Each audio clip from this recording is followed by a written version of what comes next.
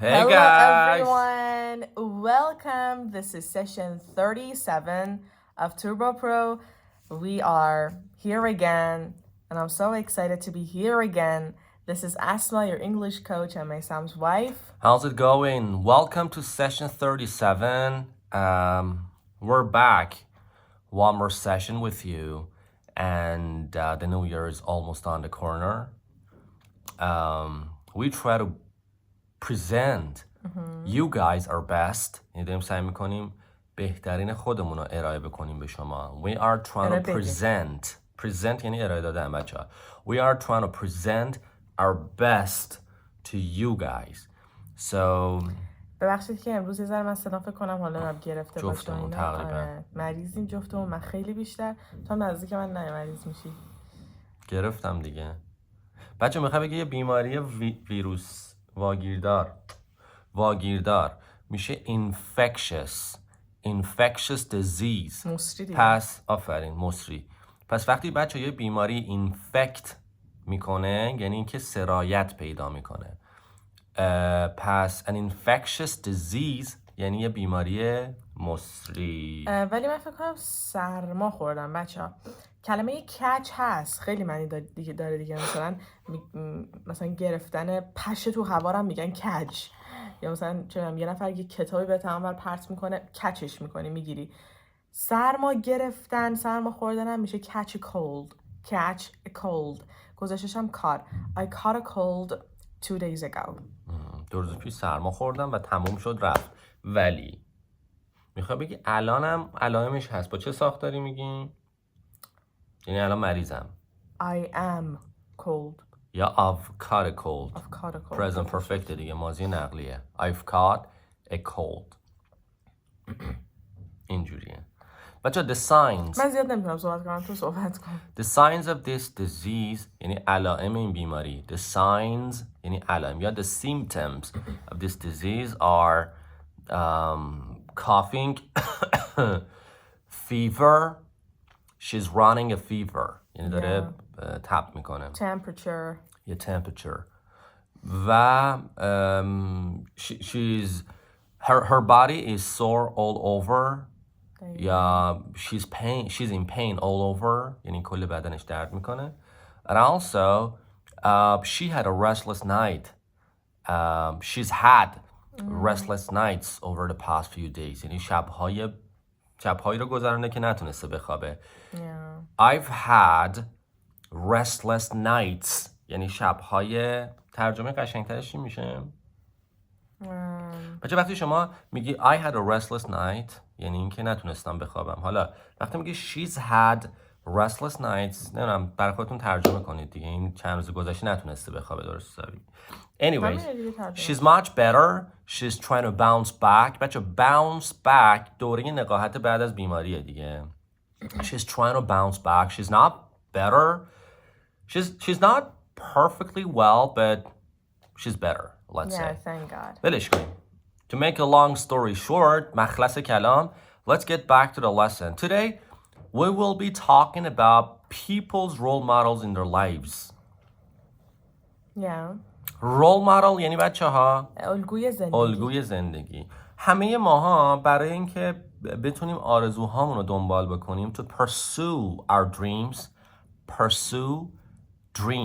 برای اینکه بخوایم pursue کنیم رویاهامون رو یه سری آدم ها رو الگوی خودمون قرار دادیم. از اون آدم ها تقلید کردیم، از اون آدم ها کپی کردیم. Sometimes copying people is a good thing, but sometimes copying people might be a bad thing.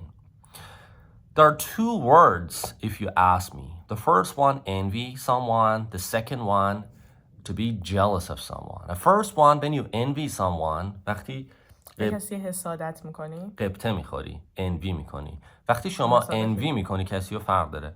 شما دوست داری جای یه نفر باشی. از پیشرفت اون آدم بدت نمیاد. قبطه میخوری. من دوست دارم جای شادمهر باشم. دوستش دارم، دوست دارم جای اون. حسرت میخوری؟ قبطه نه. قبطه با حسرت یکی نیست مگه؟ نه. ولی وقتی jealous هستی when you're jealous of someone اینجوری اون برای چی بهتر از منه. پس همه ماها دوست داشتیم جای کسانی باشیم تو زندگیمون. Every single one of us has always wanted to be like the role models. That's right. And I'm no exception to this. When I was younger, I had this English teacher that I always copied. یه معلم انگلیسی داشتم. بچه وقتی میگه I had this، این دیسی که دارم میارم یعنی که یه معلمی داشتیم، یه داستانی بود. I was telling him this story about. داشتم یه داستانی بهش میگفتم. یا این یاروه رو تو خیابون دیدم. I saw this man. این فیلم رو دیدم. I saw this movie. بچه وقتی میگه see یعنی تو سینما، وقتی میگه watch یعنی که توی خونه. I watched that movie or this movie یا I saw this movie. پس I always wanted to be like this teacher that I had back in high school. He was a perfect, knowledgeable man. یعنی یه مرد عالی و با دانش. Knowledgeable بچه یعنی آدم با دانش. چرا دوست داشتم این آدم رو من کپی بکنم؟ I always wanted to follow in his footsteps. I always wanted to. پس بچه این ساختار always هست. وقتی میخوای بگی همیشه دوست داشتم یه کاری رو بکنم میگه I always wanted to یه چیزی. I always wanted to talk to you. I always wanted to see you. I always wanted to take a course. همیشه دوست داشتم یه دوره بردارم.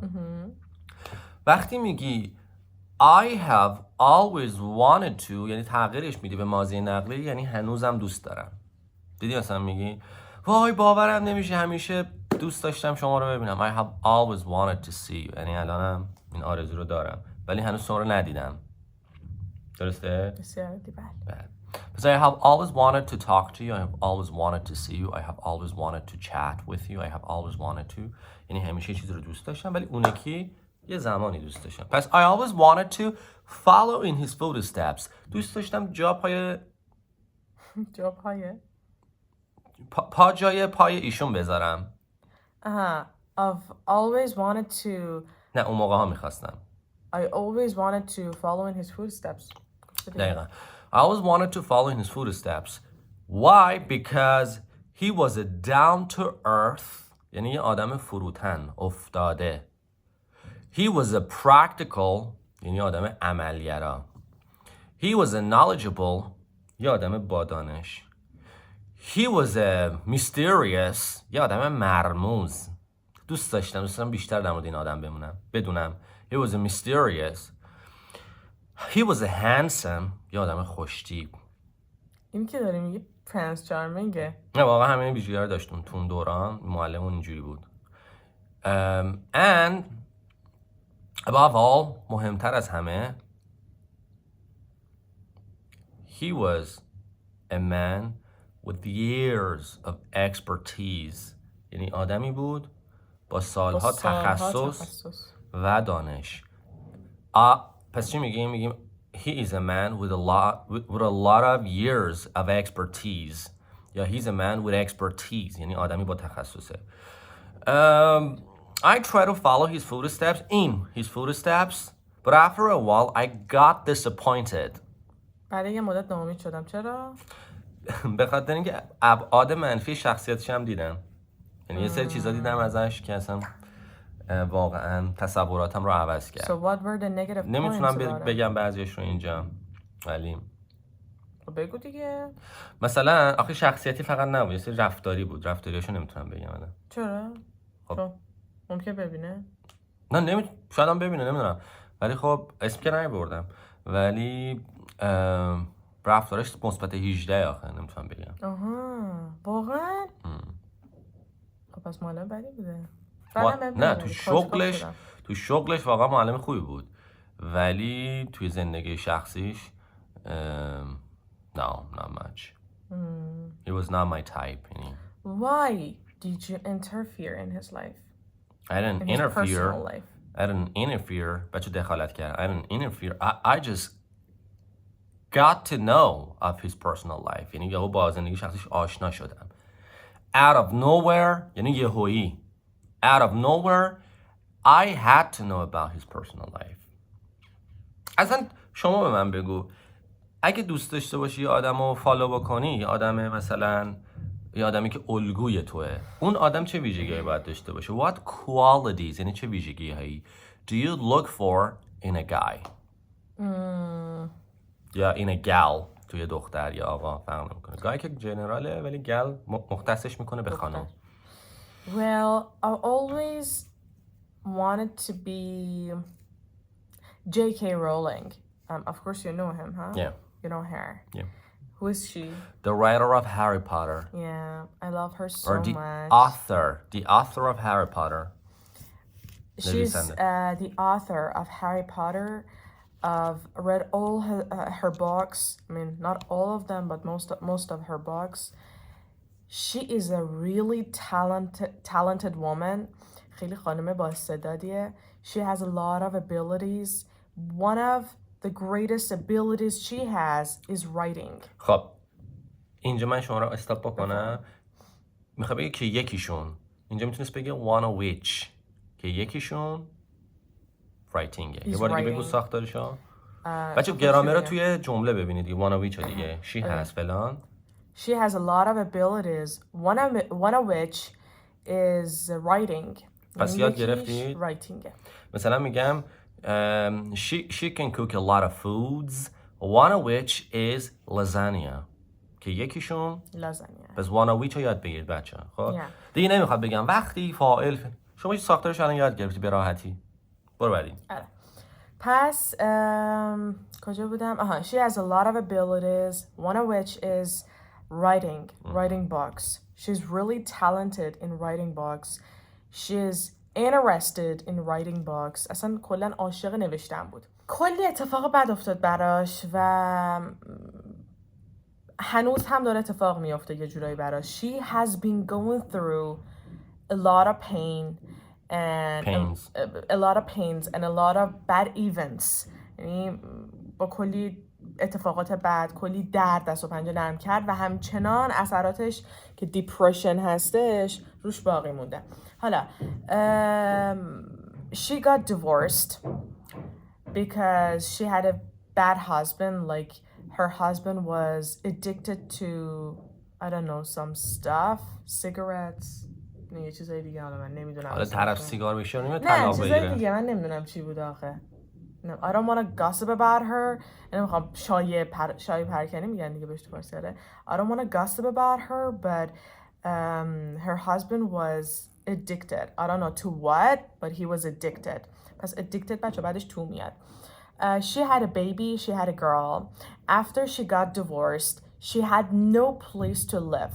She had no place to go. هیچ جایی نداشت برای زندگی، برای رفتن. She was a loner. بچه لونر به معنی آدم بدبخته. She was a loner. آره دقیقاً. You're such a loner. You're such a loser. loser یعنی بدبخت. حتی اون اولی لونر یعنی بدبخت نه، یعنی تک و تنها آدم مثلا چیزی برای دست دادن نره. You're such a loner. بعد لوزر هم که داری میگی یعنی آدم بدبختی، بازنده‌ای. You're such a loser. She was a loser. She was a loser, but she didn't want to accept it. نمیخواست قبول کنه که she's a loser. رفتن توی train زندگی کنن. They started living on a train with her daughter. وقتی که جایی نبود برن. And she was thinking of her abilities, and she suddenly discovered that she's really good at writing. یهو فهمید که آره توی نوشتن خیلی خوبه. Then she started writing Harry Potter books. ولی after a while بعد اینکه حالا این کتاب تموم شد برد که بده پابلیشش کنن، یعنی منتشرش کنن، چاپش کنن. So she had her books published. ساختارش توضیح بده. میگم مثلا من رفتم دادم موهامو کوتاه کردن، دادم کتابامو منتشر کردن، دادم غذامو درست کردن. اینکه دادی یه نفر یه کاری برات انجام بده، ساختارش اینجوریه. I had یا have فرق نداره گذشته آیندهش. I had یه نفری do something for me. I had my mom cook food for me. I had my husband wash my car. مثلا من همسرمو ازش خواستم که بیاد ماشینو بشوره. حالا she had her books published. چیزی نگفتم. فکر کردم چیزی گفتی. نه. فقط این نکته رو بگم اینجا اسما میگه دادم یه نفری، مثلا تو یه مثال چیزی قبلی میشه. گفت I had my mom, I had my dad, I had my husband, I had فلانی do something. حالا به شکل مجهولی هم میتونی بگی دیگه I had something done, I had my books published. فقط نکتهش اینه که میخواستم بگم وقتی میگین داد مثلا این حالت مجهولیش رو استفاده میکنین فعلی که میاری پی پیه دیگه گذشته نیست. اوکی پس I had my books published, she had her books published, but the point is here that her books got rejected for 12 times. یعنی 12 بار کتاباش رد شد، یعنی قبول نکردن که پابلیشش کنن. 12 بار خیلی ها. من 2 بار یکی من رد کنه دیگه اون کار انجام نمیدم، خودم میکشم فکر کنم. And yeah, I think she is a brave. She was persistent, یعنی مصر بود. دقیقاً. And she was totally brave. She was incredibly patient. I don't know. But there is no word I can express her. You know. کلمه نیست که من بتونم بیانش کنم. Yeah. توصیفش کنم. یا describe her. خب بسیار تاثیرگذار بود. تو تاثیرگذار بود دیگه. عشقم شوخی میکنم، واقعا قشنگ بود. اینکه بیای 12 حال ندارم. اینکه 12 بار تلاش بکنی کتابت رو بنویسی، قبولت نکنن، بگن تو خوب نیستی، این یعنی که تو خوب نیستی دیگه. ولی هر بار مصرتر بشی، روی خواستت تلاش تو بکنی، این یعنی اینکه تو واقعا فعل خواستن رو صرف کردی. از این طرف هم she wanted to commit suicide. می‌خواست که خودکشی هم بکنه. She got depression. و میدونید دیگه جزو میلیونرهای دنیاست. خیلی میلیونره، پولداره واقعا. JK Rowling نویسنده سری کتابای هری پاتر که فیلماش هم در اومد و فروخت دیگه، یعنی همینجوری داره پول در میاره. خیلی هم دوستش دارن که البته I'm not a fan. واقعا من طرفدار کتاب هری پاتر نیستم، خوشم نمیاد سای فای استوریز رو. اصلا خوندی مگه؟ داستان خوشم میاد، کلا فیلمش دقیقه 2-3 پا شدم رفتم. سای فای بچه داستان علمی تخیلی رو میگم. سیستم این کتاب هم همون سای فای دیگه، علمی تخیلی هستش. پیام اومد. عزیزم خیلی بعد آدم همسرش مریض بشه نتونه بهش رسیدگی کنه. واقعا من نرسیدم به تو. خودمو میگم. آها نه از اون جهت نه، من به تو رسیدم دیگه. تو این 2 روز چیکار کردم؟ نه تو خودم ظرفاتو نشستم. مثلا اینو دیشب تو لیوان شستی. باشه بزن تو سرم. برات چای نیاوردم. چرا؟ نه دیشب برات چای نیاوردم. نه گفتم چای برات دم کردم بیارم، گفتی نمیخورم، رفتی خوابیدی. آها یادم نمیاد چی از دیشب. زحمات من هدر رفت واقعا. پس بچه‌ها این دقیقاً مثال بارزه. It's a classic example. یعنی مثال بارز. It's a classic example of you. خیلی از شما میگه من 10 بار کلاس زبان رفتم نشده فلان شده. بابا به خدا میشه. یعنی همیشه میگن دیگه only the word impossible says impossible. میگن حالا من مثلا تحریف کردم چیکار کردم، ولی میگه فقط مثال impossible که میگه من possibleم، ربطی نداشت. نه پس احتمالا تحریف شده. I distorted the real quote، یعنی نقل قول رو فکر کنم تحریف کردم. distort something بچه ها یا falsify یعنی تحریف کردن، یه ذره سخت شد. خب منظور این که آقا میگه خود impossible هم میگه من possibleم، بدشون تهشیم به این برسیم. چرا شاید بچه ها نفهمن نوشته شو دقت کنی، نوشته impossible، اون I am دیگه. آها یعنی I'm possible. Only the word impossible says impossible, something like that. مطمئن نیستم. چقدر قشنگه ولی. خیلی قشنگه. خب بچه‌ها خلاصه اسما از اینجا اومد این در واقع she was inspired by JK Rowling and her stories، یعنی با داستان‌های JK Rowling و خود JK Rowling الهام گرفت. I was inspired by you. مثلا من میگم why did you learn English the first time؟ میگی I started learning English the first time when I started watching your live videos. وقتی که اولین بار ویدیوهای شما رو دیدم inspired شدم، یعنی الهام گرفتم، یعنی مثلا رغبت کردم ببینم. دقیقاً. دلیلش چیه؟ دلیلش اینه که اون چیزی که شما دیدی inspiring بوده. پس وقتی اون الهام بخشه that's inspiring و وقتی که تو الهام داده میشه you are inspired. اوکی؟ پس میگی I am inspired by something یا something is inspiring. متوجه شدید؟ بله. یه چیزی الهام بخشه you are inspired by. چند تا مثال دیگه بزنیم. همچین میزم میگم متوجه شدی؟ اینو بچه الان جواب میدن. یه مثال دیگه بزنیم. من علاقه پیدا کردم به فیلم. I got interested in the movie. یا میخوام بگم فیلم خودش interesting بود. The movie was interesting. The movie was interesting. یا مثلا I am amazed by your stories. یعنی من در عجبم، در تعجبم. I am amazed by your story.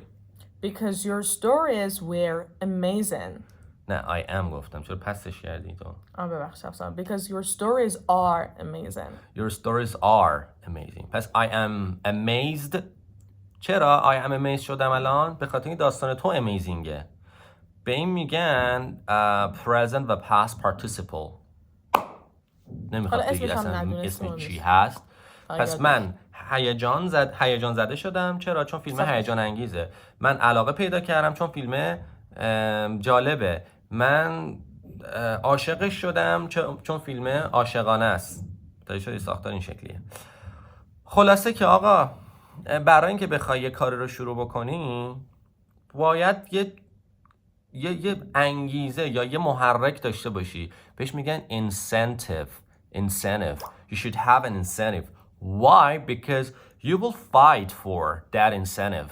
به خاطر اینکه بابت اون محرک یا انگیزه میجنگی. به قول یاس که میگه من میجنگم.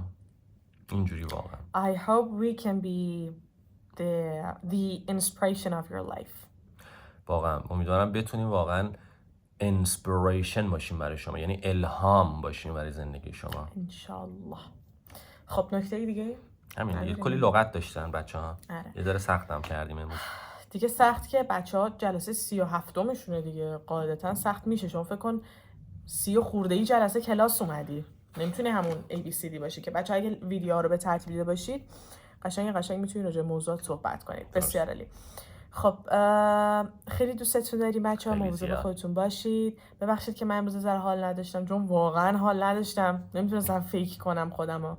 ولی پیج من اسما توربو تو اینستاگرام و پیج استاد فرخنیا توربو حتما فالو داشته باشید که استوری ها رو دنبال کنین، پست ها رو دنبال کنین. مطالبم براتون میذارم. میخوای بگی ببخشید که حال نداشتم ولی پیج ما رو دنبال کنید که حال فکر کنم یه چیزی میخوای به اون رپ بدی. نه گفتم که آخه کلمات اونجا می‌نویسم دیکتاشو یاد بگیرن دیگه. آره. آخه چون گفتی ببخشید حال نداشتم ربطش دادی به اون ولی